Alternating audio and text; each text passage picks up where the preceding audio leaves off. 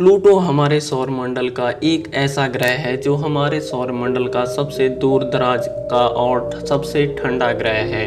Pluto को American astronomer Claude William टोम्बा सन 1930 में खोज निकाला था और तब से ही प्लूटो हमारे सौरमंडल का 9वां ग्रह के रूप में शामिल हो गया। लेकिन सन 2006 में प्लूटो को हमारे सौरमंडल से बेदखल कर दिया गया। प्लूटो को हमारी सौरमंडल की लिस्ट से किसने और क्यों हटाया, उसके बारे में अभी भी बहस ही चल रही है। कुछ वैज्ञानिकों का मानना है कि हटाना चाहिए और कुछ का मानना है कि प्लूटो को नहीं हटाना चाहिए था। आप इस बारे में आपके क्या राय है? लेकिन सबसे पहले आप इस बात पर जरा गौर फरमाएं कि आखिर प्लूटो को क्यों हटाया गया। फिर भी आप अपना निर्णय और अपनी थॉट को कमेंट में लिख सकते हैं। आखिर क्यों हटाया गया प्लूटो ग्रह को हमारे सौरमंडल की लिस्ट से? तो दरअसल हुआ यूं कि 2006 में IAU यानी इंटरनेशनल एस्ट्रोनॉमिकल यूनियन की चेक गणराज्य की राजधानी प्रैग में एक मीटिंग हुई, जहां पर ऑफिशियली सौरमंडल के ग्रह प्लूटो को 9वां स्थान से हटा दिया गया।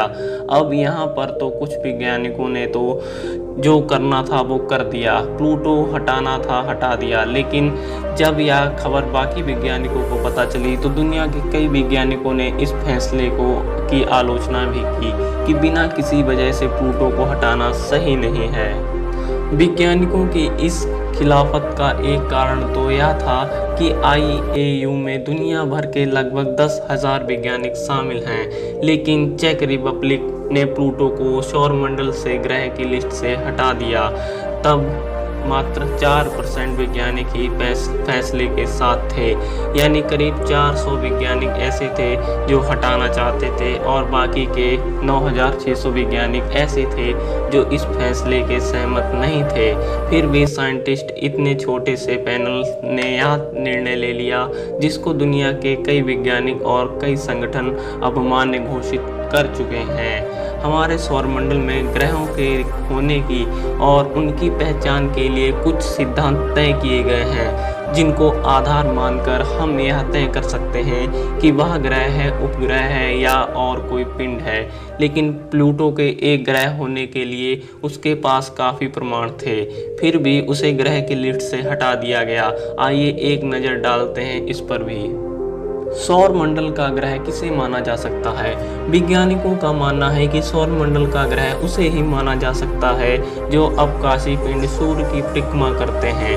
वक्त अपने रास्ते में आने वाले छोटे बड़े लघु ग्रह, उल्का और अवकाशी पिंडों को अपनी गुरुत्वीय शक्ति से अपनी ओर खींच ले और अपनी सूर्य की परिक्रमा का रास्ता एकदम साफ सुथरा रखे।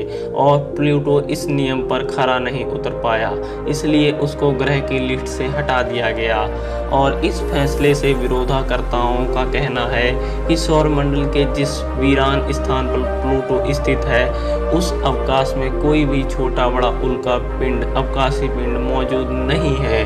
तो इस स्थिति में तो हमारी पृथ्वी भी वहाँ रहती तो किसी भी अवकाशी पिंड कब अपनी ओर नहीं खींच पाती। तो क्या हमारे पिंड को ग्रह नहीं माना जाता? खैर, आगे बढ़ते हैं और वैज्ञानिकों की दूसरी व्याख्या पढ़ते हैं, जिससे किसी अवकाशी पिंड को ग्रह माना जाए।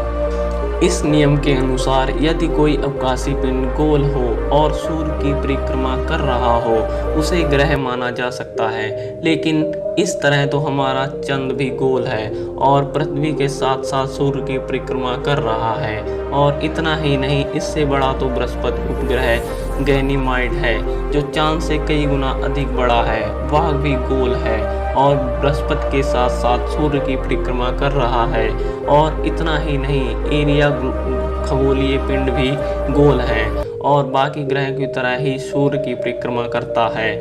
तो इस तरह तो ये सारे भी ग्रह भी शामिल होने चाहिए, मगर इस नियम के अनुसार कहीं ना कहीं वैज्ञानिकों की व्याख्या में ही अधूरापन लगता है। इसलिए अब तक यह उलझी हुई है और यह मामला पेचीदा होता जा रहा है और प्लूटो को फिर से ग्रहों में शामिल करवाने वाला ताकत बहुत ज़्यादा है और इसके पास प्लूटो ग्रह साबित करने के लिए कई सारी दलीलें भी हैं।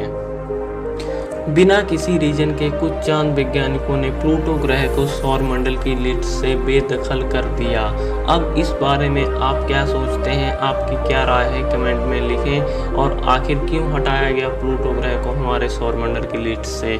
अगर यह वीडियो आपको अच्छी लगी तो प्लीज़ इस वीडियो को लाइक कीजिए। साथ ही साथ ऐसी ही अमेजिंग नॉलेज वीडियो देखने के लिए हमारे चैनल को सब्सक्राइब करना मत भूलिएगा। Thank you. मिलते हैं अगली वीडियो में।